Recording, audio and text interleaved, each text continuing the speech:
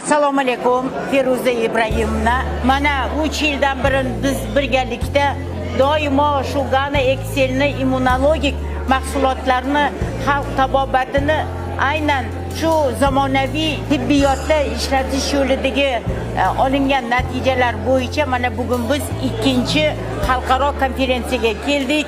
Shunga o'z fikrlaringizni yetsangiz.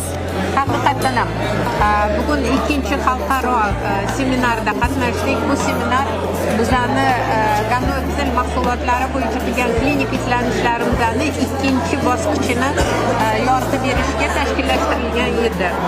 Va bu borada birinchi bosqichda biz noinfeksion kasalliklar, ya'ni endokrinologiya, nevrologiya, pulmonologiya, gastroenterologiya va dermatologiya yo'nalishlarida qilgan izlanishlarimizni birinchi seminarda havola qilgan bo'lsak, mana bugun biz yorug' yuz bilan o'sha yog'li gepatoz bo'yicha yana gastroenterologiya yo'nalishini davom ettirdik. Kardiologiyada qariyalarda bo'layotgan o'zgarishlar mana shu mahsulot bilan davolaganda bugun ilova qilindi va shu bilan birgalikda eng urg'u beradigan yo'nalishimiz bu onkologik kasalliklarda Gana Excel mahsulotlarini samarasini ko'rib chiqildi va bu haqda bugun olingan ilmiy izlanishlar yakunini hisobot qilindi.